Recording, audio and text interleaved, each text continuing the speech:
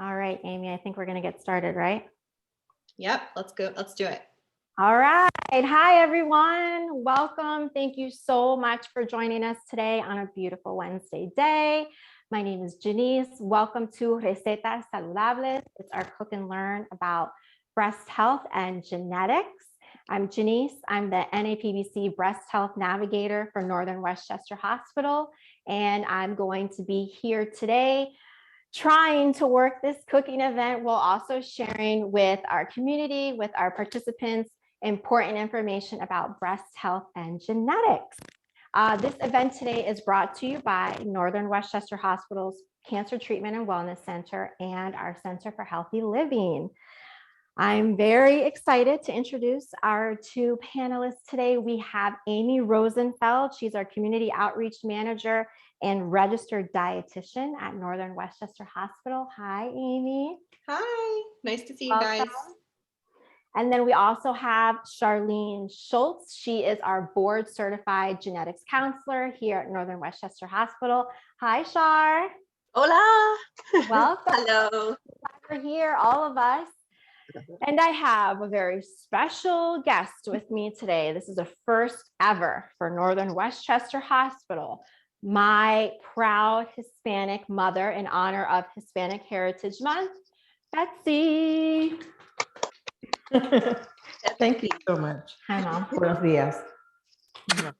So she's gonna help me today, and she's gonna partake in our panel, and she's gonna let us know what I'm doing right, what I'm doing wrong, give us a little bit of background information into how genetics and health disparities play a role in our culture and our community.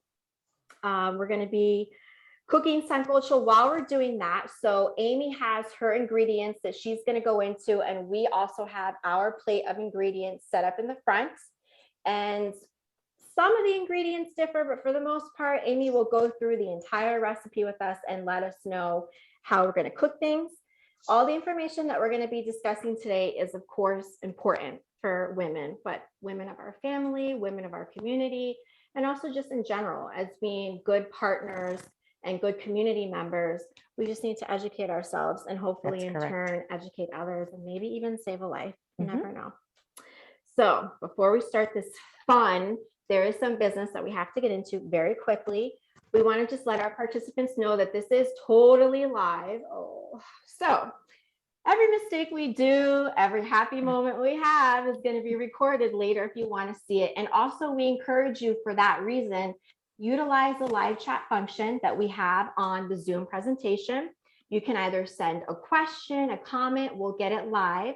Or if you have a confidential question, you can utilize the private chat feature. Go ahead and send us your name, whatever contact information you want us to utilize, and somebody will reach out to you depending on what your concern is, either myself or Char, Amy. If you need a copy of the recipe emailed to you, you didn't get it, we'll go ahead and do that for you. Whatever you need, send the question to us live and we'll have it done. Also, at the end of our presentation, there's going to be a survey.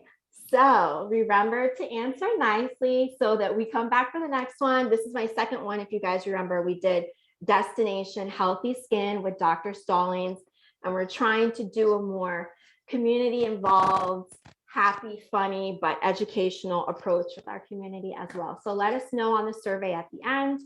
Also, we're going to be having Zoom poll questions. Now, this for me is always a little scary. In the past, when I was asked these questions, as I should know the answer to them, I got 2 of them wrong, which was embarrassing because that was live. So I'm curious to see how you're going to do with all of this when we do the Zoom poll questions. And lastly, if you have any concerns, if there's something that we missed, if there's something that at the end of the presentation you're thinking of, reach out to us, let us know, send us an email, or you can always give us a call. While we're on right now, I just want to give the phone number for the genetics counselor. If you're stretched for time and you just really want to know the information to make an appointment with Char, the phone number you're going to want to call is 1-833-436-3849. And we're going to give that again various times throughout the presentation. And also you can find that on our webpage. So we're going to start with our first Zoom poll question before we send this over to Amy. Our first Zoom poll question should be popping up on your screen now, and it is true or false, should patients complete their own breast check exams? So Yes. this is a tricky question, I feel like, because the medical community and medical guidance has flip-flopped with this. And in saying that, I'm now going to re-ask you, true or false? True. Okay, so I would say, I'm going to say false, that you should be going to your physician and having your annual check yearly. That's going to be my answer. Amy, do we have how many people are coming in with the Sure. answer? Yep, there we go. Our Oh, boy. audience says 92% true. So what's the Okay. answer? True is the answer. The audience is correct, actually. So this is the new formulary amongst our medical guidance that we have. A breast self-exam is for breast awareness. Of course, it's an inspection of our breast. Patients, we should be familiar with the normal anatomy of our breast, of our body. And it's our responsibility then to make sure we notice any changes and to report that to our physician. But also, we should be complying with our annual visits. And as women, either going to our OBGYN and completing our clinical breast exam, along with any screening protocols that we need, or, breast cancer is also found in men as well. If you're a male, you'll be going to your primary care doctor and discussing your health risk, your factors, and allowing for a clinical breast exam if you need. So I was wrong right in the beginning. This is going on a great way now, I can just tell. So let's get started. I think at this point now, we're going to send it over to Amy. But before we do that, actually, let's give everyone some time to just get things ready and get your ingredients ready. And I just want to, maybe if we can zoom back to the food a little bit to show everybody. Mom, do you want to kind of tell us what's over there? Sure. I'll walk by here. On this particular tray, we have plátanos. We have potato, onions. We call this fideos, which is a noodle. Yuca, which is a root. We have calabaza, which is a squash. Malanga, garlic, green pepper, and oregano. Okay, so that's some stuff we have. Of course, when the recipe was sent out, it was sent out on a different variation. And that's something with sancocho, is that we can always change the variation based on the culture, which brings us to some statistics that we're going to discuss. Now, this is something that I want everyone to let sink in. The very first statistic is 1 in 8 women will have breast cancer in their lifetime. That is intense for me. This is something that I think about every single day, especially when I'm at the supermarket or if we're going shopping together. I find myself always counting and thinking, wow, literally there are 2, 3, 4, 5 of us together that either right now have it or are going to have it in our lifetime. And that in of itself is such a push to make us be aware of our bodies, of the screening protocols, of what we can do environmental wise and health wise to make sure that we take care of ourselves. Now, especially when it comes to Hispanic women, I'm going to read you the statistic. Hispanic women have a higher breast cancer mortality than non-Hispanic white women.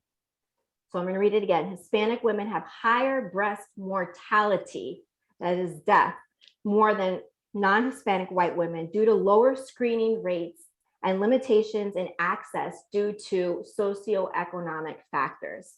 So one of the great things about such a sad risk factor, especially at Northern Westchester Hospital and Northwell Health, is that we do have an NAPBC breast health navigator. We do have a very vibrant and strong breast health institute, and we are very involved in our community and with our community referral partners in trying to break that barrier and dissolve that disparity, so that at least what we have control of and what we can do is make that risk factor not count so much in our community. That's very important to me because of who I come from, because of the community that I work in. This is not just an 8 to 5 for me. People that know me, especially my patients in the community, people that I work with, my friends, they know this is 24/7 for me. This is something that I live and breathe and I very much respect because it has to do with life and our family. So thankfully, we have programs like the NAPUC Breast Health Accredited Healthcare Program at Northern Westchester Hospital. We have affiliated programs among Northwell Health and our hospital system, and also within your community. As a patient, just advocate for yourself and advocate to your physician, to your primary care physician who takes care of you, so that we can try and see what are some of the barriers that you have that we can try and dissolve. And when we do that, the reduction of systematic barriers, something as simple as access to healthcare and transportation, they noticed that it facilitates an early detection of breast cancer among Hispanic patients, and it definitely changed the survival rate. Wow. So that's a very strong statistic for us to start out with. And to align that with genetics, 10% of breast cancers are genetically linked. So that's something that Shar is going to dive more into as we get to her. I think that has been more than enough time for everyone to get your ingredients ready. And now I'm going to send it over to Amy. Please, we're starting here. Show us how we need to make this wonderful sancocho. Sure. Thank you, Janice, for such a wonderful introduction. That was a really, really great way to start us out and to feel empowered, especially in regards to Hispanic disparities. And what I'm going to do is get us all started so that we have, as we say in the title, a cook and learn about genetics. So it's a good way to us, busy women watching this, double dip, get your dinner done while learning a little bit about something to take care of yourself. So I'm just going to start off by explaining a little bit about what sancocho, why it's so healthy. It's a stew soup, essentially. It can be either one, depending on if you like it thicker or if you like it thinner. And I love the versatility of this recipe because you can make it your own. I want to emphasize that it's really, really rich in lean protein. This is a chicken-based version, so it's really, really healthy, low saturated fat protein, which is what's recommended by the American Cancer Society. It's also really rich in vitamins and minerals and antioxidants because of all the vegetables we're going to be using. It's full of healthy fiber and complex carbohydrates. So some of the vegetables that we're using today have a little bit of a negative connotation in society these days with some trendy diets because they are higher in carbs. But I would argue to you as a registered dietitian that they are complex and healthy carbs from root vegetables. So not only are yuca and plantanos full of healthy fibers and rich carbohydrates, but they're also rich in potassium and vitamin A and phosphorus and vitamin C. And while we do want to watch our portions of how much we're having it, about a quarter of your plate should represent that type of starch. It's very, very, very important to reduce all sorts of cancers in addition to breast cancers, GI cancers, and to feel satisfied and satiated from your meals, so you're not going to look for sugar later. So this is a really great recipe. It's full of flavor and full of health value. So to start, this is the ingredients, and this is one of the simplest recipes you can make because you're basically going to chop and dump into a pot or into a slow cooker. Yes. Right? As busy parents, it's really important to Janice and I, of course, to get dinner ready really quickly. So I'm going to show you a couple of things on how to deal with certain vegetables that you might not be as comfortable with, such as yuca and plantanos. So I'm going to show you how to peel a green plantain and how to deal with the yuca. And then everything else, you're essentially just going to throw into the pot or the slow cooker. And that's it. So I'm going to tilt my screen down. I'm going to start with the yuca. So when you buy a yuca in the store, it looks like this. It's covered in this like brown outer outer shell or outer look, and you want to peel all this away. And you can peel all of this away just using a regular peeler. And when you peel it through, you get to the white part here, and that's the edible portion. It's just like a potato in the sense that you need to cook it. You can't eat it raw, but once you've peeled it, you want to get rid of all of the brown skin and cut it into small pieces. You can use this whole thing if you want to, or just a portion of it, but you're going to cut it into small pieces and you're going to dump that into the pot. Now here's the trickier one. And this will take a little bit of practice if you've never used it before. Your plantain, okay? Plantains start green and they turn yellow. The more yellow they turn, the more starch they have and the easier they are to peel. If I were to just pull this back, I would just break it and it would be inside like kind of like a carrot consistency in that it can snap and break. So you have to be really careful when you peel it. So I'm going to show you guys how to do that. I have one already started. Essentially what you do is you're going to use a butter knife. I highly recommend using a butter knife. Do not use a sharp knife. You'll go right through it. You're going to cut off the tip here. I'll actually do it for you. Here we go. Let's get it really live there. Okay.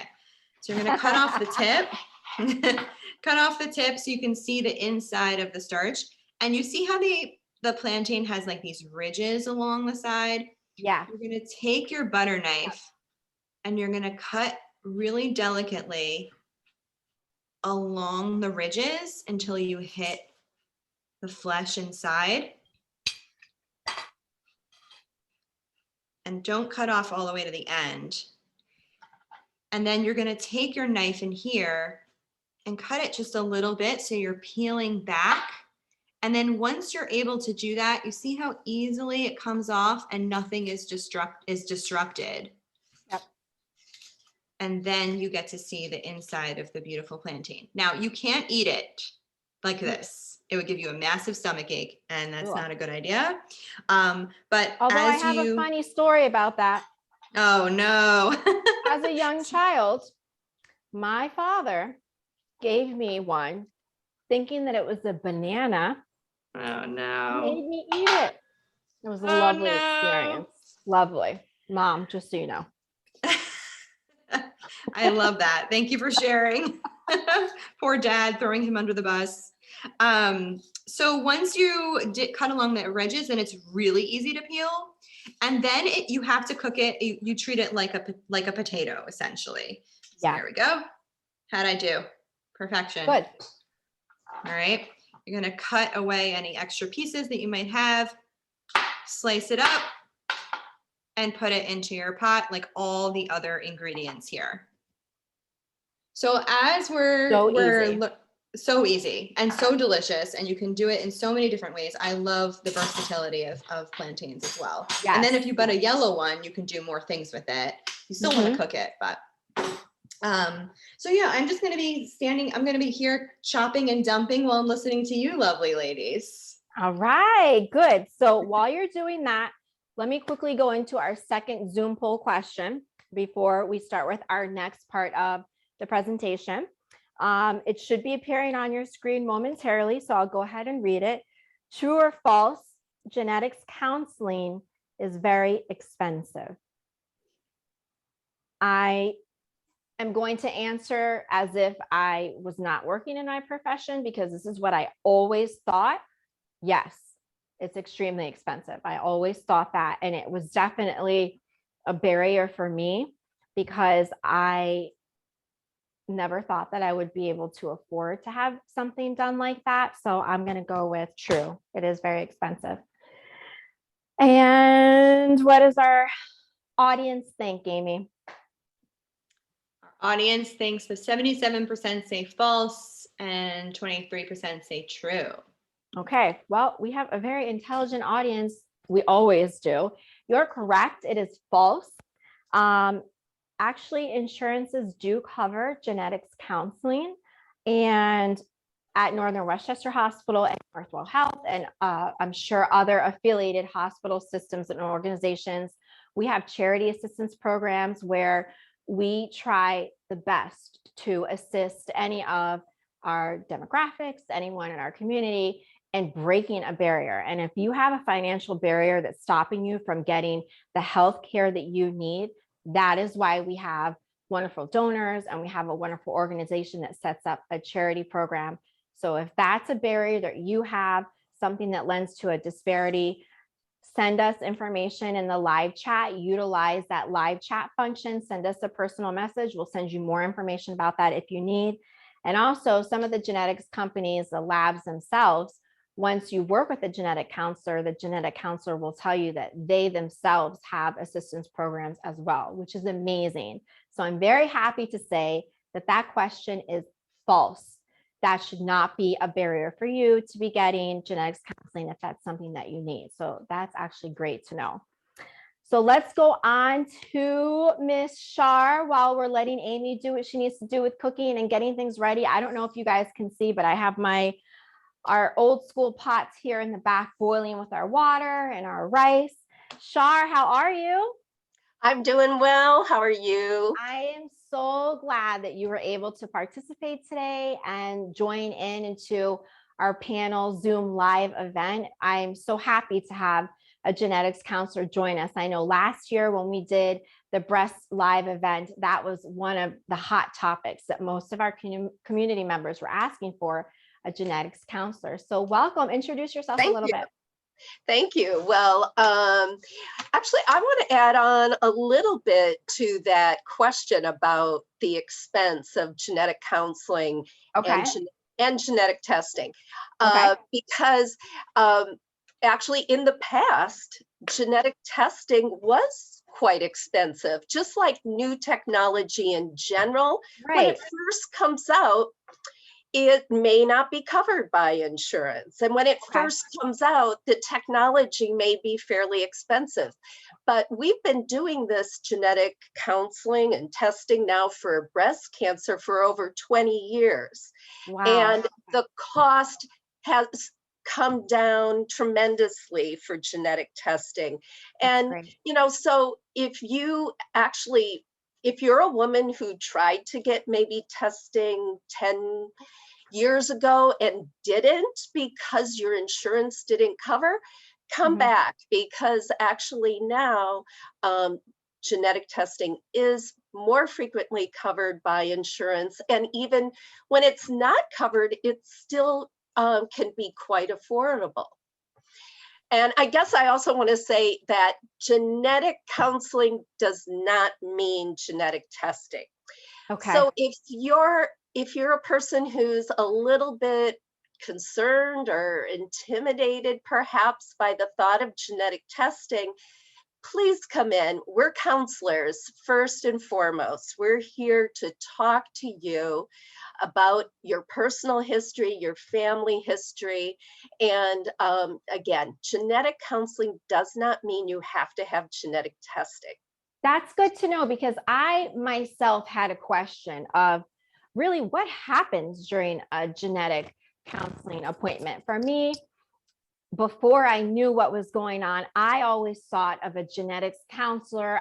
In my mind, I'm thinking of like a crazed mad scientist, like the basement part of the hospital where you walk in and they have their lab coat and they're just like totally thinking about genotypes and pedigrams and all sorts of stuff.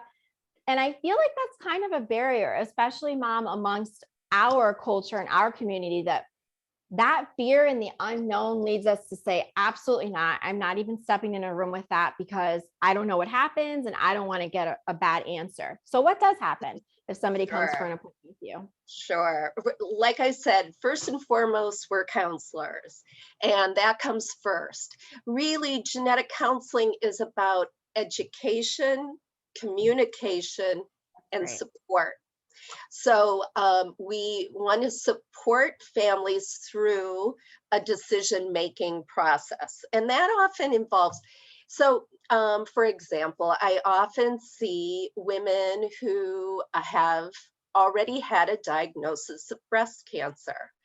And they will come to me and we will go over their medical history, just like you do with a a regular The regular clinician. doctor. Yeah, go over Mhm. your medical history, go over any pathology results that may have already come in. And most of the time is spent going over the family history. Is there a family history that makes us look like this could be an inherited susceptibility going through the family? So quick And question. If I wanted to make an appointment with you to discuss all of these things, like you said, usually the patients that come to you are referred. Can I make an appointment myself, or am I not allowed? Does a doctor have to refer me to see a genetics counselor? well, at Northwell, we are open to see any patient that is currently seeing a Northwell physician. Now, Okay, that that's awesome. physician doesn't actually have to make the referral. The patient can be self-referred, but Okay. we're always going to ask that patient for their Northwell doctor, because we want to give our consult notes, our information, maybe genetic test results Of back course. to the patient, but Of also course. back to the clinician as well. So they could work as a team. And let's say I go to you. What if for me, obviously, I love to do things in pairs. I'm very not social, I guess, lovey-dovey. I would never want to come to an appointment like that by myself. Would I be able to bring somebody with me, not just for the support, but for the education history piece? I can't possibly remember everything about our family, Mom. I'm sure you would know more about our family history and in terms of medical stuff than I would. Would that be okay to come in with somebody to help me? Absolutely, we encourage it. Now, of course, during COVID, there have been times where we weren't allowed to have a second individual in during the session, but at least if it's a first consultation, usually, yes, where you always are allowed to That's bring great. a family member or support person. That's great. And so when I'm in the appointment with you, on top of telling you about my family history, you have specific questions you're going to ask me. You're going to be calculating yourself with your own system, genetic markers, high risk factors that you think I have. And then what exactly are the tests that you ask for? Do you work with specific companies and you already know like the type of panel, the general panel that I'm going to need? Yeah, so that very much depends on the person's personal history, Okay. whether or not they've had cancer, and what cancers we're seeing in the family. So it can be not everybody gets the same panel of genes. And I That know, is so good to know. I'm sorry, I don't mean to oh, interrupt you, sure. but I'm getting so excited with this because I really am not a fan of these commercials and this. Sorry, I hope I'm not offending anyone. I won't say the brand, constantly showing that you can go to CVS, buy a test, mail it in, and you'll find out all your family history.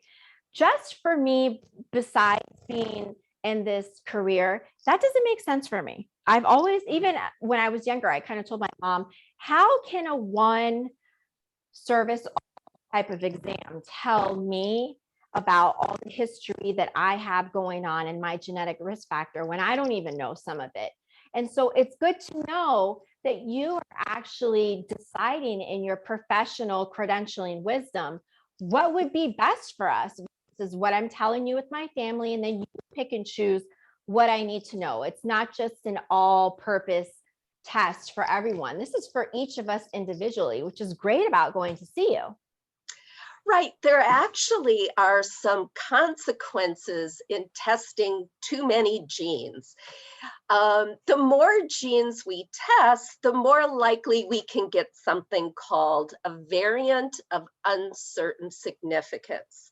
Okay. And most of the time, these what we call VUSs for short turn out to be normal changes in the DNA and not associated with a higher cancer risk. But Okay. nonetheless, we have to keep following up on these until we figure them out. And that can be Okay. really time consuming.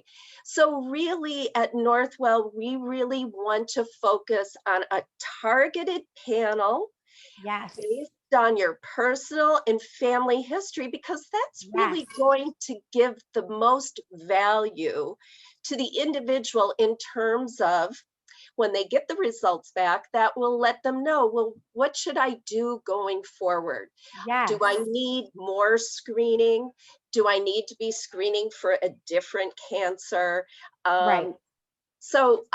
Again, we call it targeted testing, Okay. and we test genes that we call are actionable, meaning if you test positive, it most likely is going to somehow change your medical management and possibly the medical management of either your siblings or your children.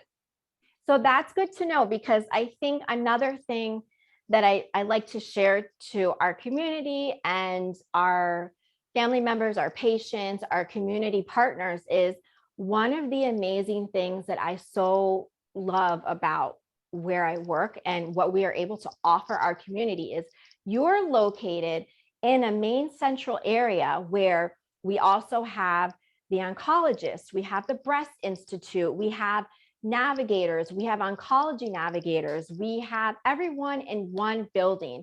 We also have the infusion suite. So let's say if I'm going to need blood work, right, Shar? Some of these tests require blood work. I'm not having to hop in my car, go to a lab, find, a lab that's open, get the blood work, sit at home, waiting for that call, wondering what's my next step, how many 7 different people calling me, telling me go to 7 different places. With you, you have a personal relationship with all of these medical management partners within our central location. And so as a patient, for me especially, that would make me feel like so at ease, a weight off my shoulder. It's difficult enough that I'm potentially getting news. What makes it easier is knowing that everyone knows each other. We're all in the same location. We work together to make sure that we are your medical home. You are going to leave our building knowing this is where you're coming. This is the infusion. These are where your doctors are at. Hi, this is a navigator that you can call. Here's her card. She'll help you schedule the appointment. You don't get that when you're walking into a said pharmaceutical store to buy a box DNA tester and mail it off. What you get is a box of worry. I feel like it's better to know, have that face-to-face interaction, get that educational piece from you and your professional wisdom, and see the people who are going to take you on that path so that you are an advocate for yourself. You know what you need to do, what is important for you. You're not worrying about different variants that I'm sure are going to be mailed back to you in a 50-page questionnaire. You know what you need to do for your health and your family. And that is so empowering. And that is so important as a patient to know that you are such a big piece of all of that that's going on at Northern Westchester Hospital in our Cancer Treatment and Wellness Center. I mean, do you feel that powerful when you see the patients? Is that something you're thinking, or am I the only crazy person? Oh, no. I mean, we can't do this on our own. Always the best approach is a team approach, and we meet Yes. more than weekly to discuss cases. So, Yes. bringing, different minds together is always the best outcome, I think. I think that's awesome. And another thing, Mom, you can come on up. I got the okay from my mom already. So we're going to discuss this as a group. Recently, my mom had a health situation where she was told potentially you're going to have to go get genetic testing yourself. And why don't you share with the audience, my mother, the professional, my mother, what was your answer? Be honest. My answer was, where is Janice so she can help me? No, her answer was no. My mother said no to genetics counseling. And so when I heard this, I said, Mom, what? Of course, the professional in me went out the window. I said, what are you thinking, Mom? What, you have to say yes to this. And her response to me brought me back to, okay, I need to see my mom as my patient and not my mom. It was fear. Yes. It was fear.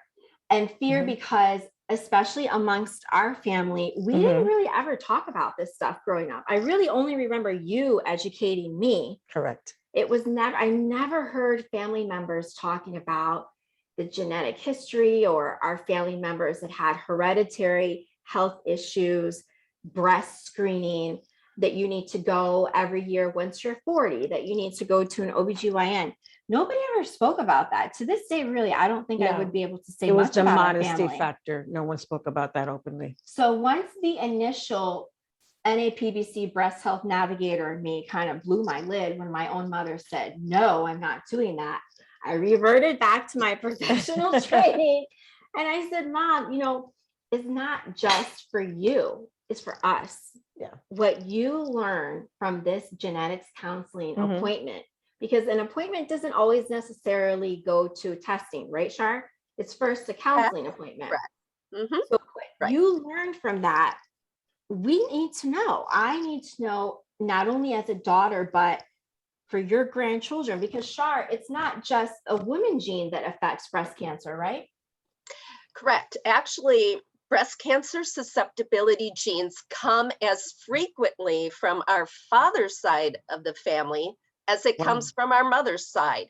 So it's always important to know both sides of the family This is as why. much as you can about, Mhm. granted, not all of us have really access to our complete family histories, and Right. that's okay. We see people who are adopted. That's a good point, Shar. What do you do in a case like that? Well, really, when an individual is adopted and we don't know anything about their biological family, we really have to take what we know about their personal history Okay. and go from there. And Okay. that's sometimes enough. Just having their personal history may be enough to navigate whether or not genetic testing may be of value to them and what genetic tests. That's right. That's good to know. Also, the other thing too is, thankfully, I learned English through my mom. My mom, you learned English the hard way, I guess, because at home everyone spoke Spanish, right? Correct. So Yes. in school. But at Northern Westchester Hospital, and specifically in our Cancer Treatment and Wellness Center, we have what we call a VRI. I think it should be behind you, Shar, or next to you. I can bring it over here. Okay, so I'll give you an insider's info for those of you listening. We in our department, we're very, for lack of a better term, very lovey-dovey. It's a serious topic. It's a serious building. It's a serious issue of medical care. And it's our job as providers and whatever position we have in your medical care management to give you empathy and to provide compassion to you in your hard step. So part of doing that is we try to turn whatever we can into a smile. So we do not call these machines the VRI. We have named them Casanova and Betty, and ours and our location is Casanova because he's a romantic person. And what this machine does is it's a video translation system. So it kind of looks like you're FaceTiming. It is actually an iPad. And we have a renowned organization that we use that carries over 500 languages and dialects that we can provide translation to our That's wonderful. patients. So if our patient doesn't want to be face-to-face, which I wouldn't either, especially if I'm in a gown with the physician, you can turn off the FaceTime feature and just do the audio. If there's paperwork, for example, that a patient brings in, or you're on the spot trying to figure out how to speak to your patient, you can use the VRI or the Casanova. And that's something that I want our community to know, especially if you want to utilize a genetics counselor within our location. And one of the many barriers amongst our culture too, and I'm sure other cultures as well, is a language, a linguistic, a health literacy aspect. Our translation system can assist with that. So please don't let that be a barrier for you coming in and getting genetics testing. Love our VRI, our Mr. Casanova. He's on wheels. We take him everywhere throughout infusion, radiation, doctor's appointment. Everyone loves when they see somebody walking by with that, because it makes us happy to know that we're helping in whatever way we can. So Shar, that's behind you. You got the special Casanova today. And we got a live question in. So I want to just ask this of you before we stop and check and see what's going on with Amy. One of the questions was, how does genetics counseling affect life and or health insurance rates? That's a really good question, because I would never think that going to genetics counseling or having that done would affect my healthcare rates. What's the answer to that, Shar?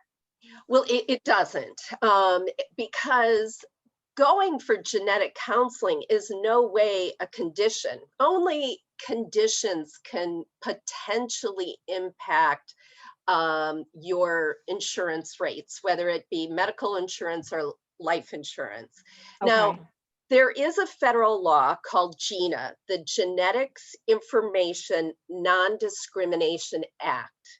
And what that does is it protects individuals who have had genetic testing and perhaps tested positive from any discrimination, either in their healthcare or the workplace. Now, it doesn't actually protect, let's say, against life insurance, or it does, like, could, if you tested positive, let's say for a PALB2 gene, breast cancer susceptibility gene, could that impact your life insurance? Not if you already have life insurance, no. But we do inform, especially young people who want genetic testing, if life insurance is an issue or a concern for them. Sometimes we do recommend that they get that life insurance even prior to getting testing, but it shouldn't, and that's just as an extra caution, it shouldn't keep you from coming in and getting the counseling, at least the counseling. It shouldn't even really keep you from getting the testing, because the testing could be life-saving. And so, but that's something we can certainly talk about when you come in for the counseling. That's a great point. And thank you to whatever participant in our audience sent in that live question. That's an amazing question. Honestly, I would have never thought about that. And I have life insurance myself. So again, in case our audience and our participants that sent in that live question, if you want to schedule an appointment with Shar, our genetics counselor at Northern Westchester Hospital, the phone number again is 1-833-436-3849. Again, don't forget, utilize the live chat option. If you don't mind other people seeing the question you have, if it's something confidential, anything you send to us is going to be confidential. You can utilize the private chat option with the Zoom panel, and we will answer your question or get back to you right away. Before I go over to Mom again, Amy, how are we doing? How's it looking? It's looking good. I want to show everyone. Let me get my pot holders here so I don't burn myself. I'm gonna eat some rice really quick because I'm famished. So I've just been cooking down here the onions and the carrots and my tomatoes. Just kind of, I wish there was smell-o-vision. It's getting there. And so now I'm getting ready to dump in all those new vegetables I've been chopping away at. Awesome. You see all of my plantains, my yucca and everything. Yeah, so we're getting there for sure. I'm going to show you guys the finished product. Yep. Awesome. We turned off our pot back here because it was boiling too much. So it's on an off motion. Mom, I'm going to ask you some questions now. Sure. She's my lucky helper now. This is the portion of the recorded Zoom panel that hopefully my bosses don't regret. Okay. At what age are you supposed to be starting to get your mammogram? Let's see. The age of 50. Mom. According to the doctors. I say the age of 40. It's 40.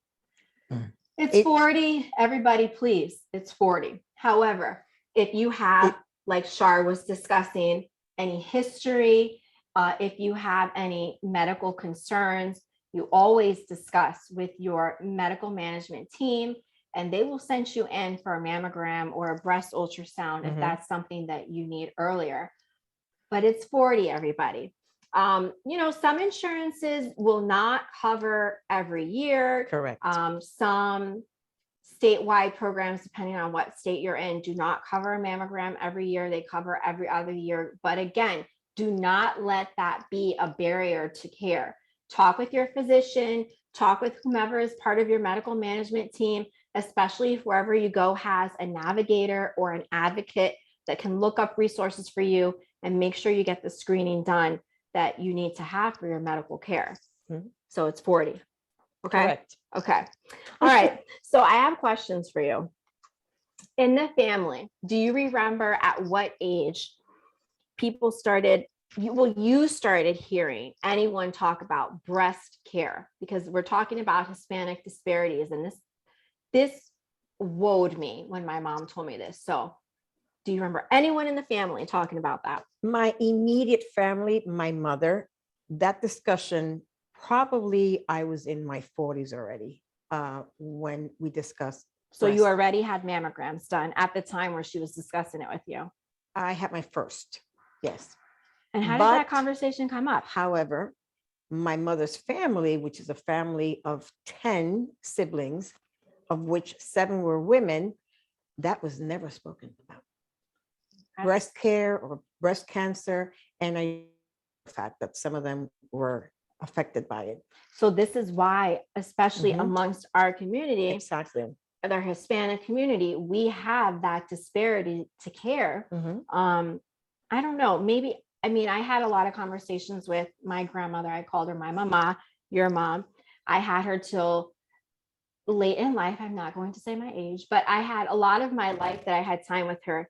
And I very much felt that stigma of shame and guilt And modesty. for no reason. Mhm. For no reason. You just weren't allowed to talk about any healthcare issues. You weren't allowed to talk about Correct. anything, even if it was in a positive sense, in terms of screening and getting screened every year Mhm. and being proactive about your health. It was Mhm. just like a taboo topic that wasn't Yes. discussed. And I don't know why. She never put a negative note to that. The topic just never came up. And if it did, it was quickly changed. Mhm. It was a question and got the answer, and that was the end of that. I never discussed that. To this day, I can't really tell you any of the health history of my grandmother or my great aunts, or even really some of your sisters. It's very private still. Mhm. I want to know. We need to start asking We could questions. start This asking needs to be questions, like yeah. a novela type thing going on here. We need to ask questions. Okay. So in terms of the statistics, that was a hard one to swallow when I had to research that, and knowing that Hispanic women have a higher mortality rate than non-Hispanic women in terms of breast cancer survivorship. That's It's difficult. sad all around. It's very sad. That was a motivating factor for me when I began to work with Northern Westchester and in the Cancer Treatment and Wellness Center, and the training that we acquire from the state, as Northern Westchester Hospital is NAPBC accredited. Learning all of these statistics was a motivating factor to reach out further, not only for women, not only for breast patients, but for that demographic in of itself, to make sure that we make a difference and we try to just break whatever disparity there is amongst our community. And if you have any questions related to breast care, it doesn't matter if it's not with our hospital, with our organization. Put the question in the live chat. Take advantage of this. Say, Janice, you're talking too much. Why don't you talk about this? Or shoot the question in and say you want it to be confidential. We, especially myself, I work with anyone in the community. I work with our sister hospitals. We work with community partners, with physician offices. Do not let a question of, I don't know, be a barrier to your care. Let me know, let me help you, and I will help however I can. I never say no. And all of my work colleagues, nobody ever says no. I think that's one of the things that I love about our organization is we're always going to give you an answer. We're very plain tree geared. So you're always going to know something on that aspect. So while we're there, with all the information that you've gotten from today, we're going to start with our last Zoom poll question. So don't cheat, Mom. Our last Zoom poll question. Here we go. It should be on the screen. This one is a very loaded question. It's a multiple choice. How can you take care of your cancer risk? Know which screening you need and when you need it. That's A. B, assess your cancer risk with your medical care team. I would say that. C, learn the role of food, exercise, sleep, and play. D, understand the relationship between stress and cancer. That is a huge one, especially as a mom. And E, all of the above. So I'm going to give our participants a couple of seconds to enter that in. That's loaded. What do you think it is? I think it's E, all of the above. Okay.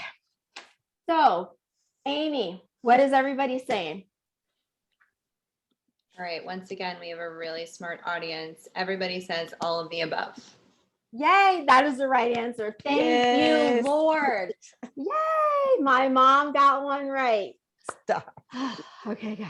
Yes, it's all of the above. Actually, it seems very like a loaded responsibility, but it takes a lot. It takes a village Takes to a make village. sure that Yep. we're all okay, that we're doing what we can. And, you know, I always like to remind my patients, people in the community, it doesn't matter if you're not a mom, if you're not married, if you don't have family, just simply living and breathing and being a human being gives you the power to potentially save the life of somebody else by being educated yourself with your health risk, with the screenings you need to do, and by spreading that education.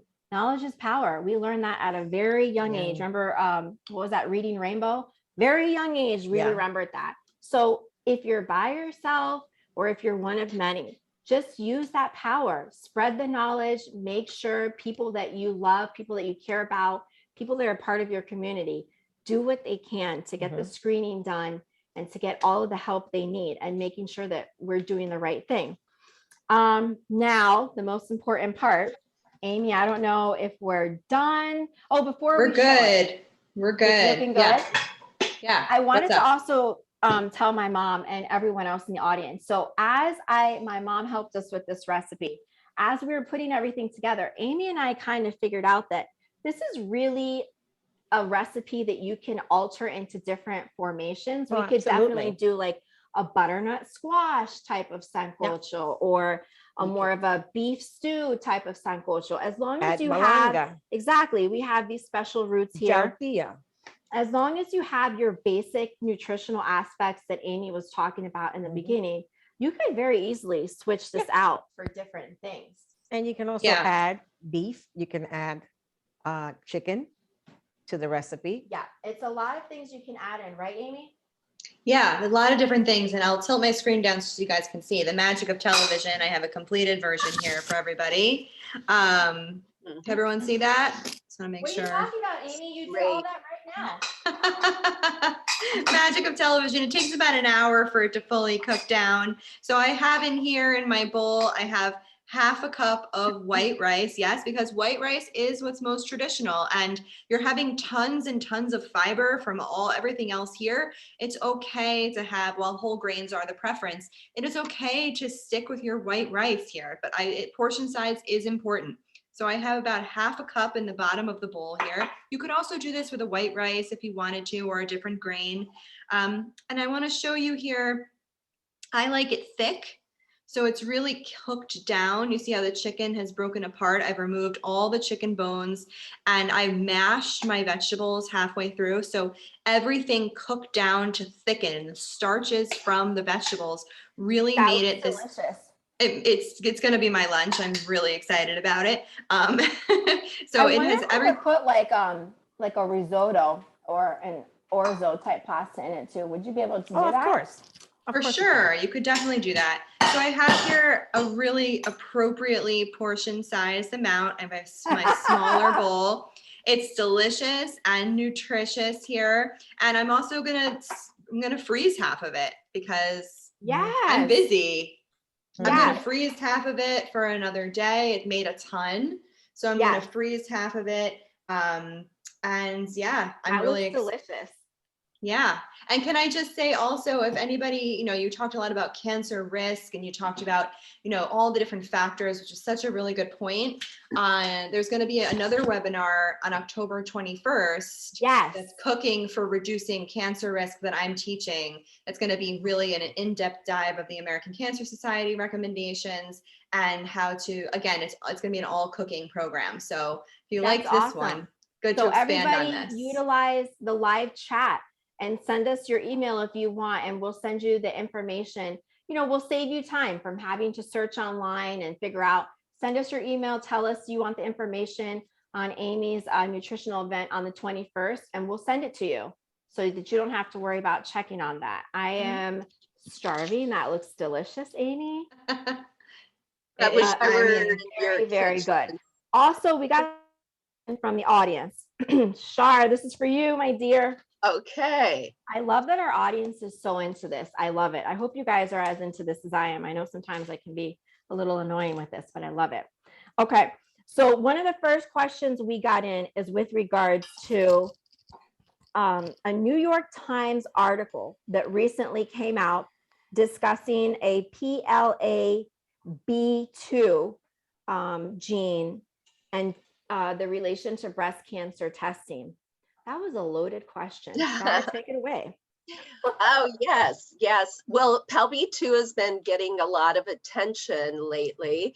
And because it is a major breast cancer susceptibility gene that really is about as strong as the BRCA1 and BRCA2 genes. We think wow. those as being very significant in terms of increasing breast cancer risk. Well, PALB2 does as well, plus increases the risk of other cancers a little bit as well.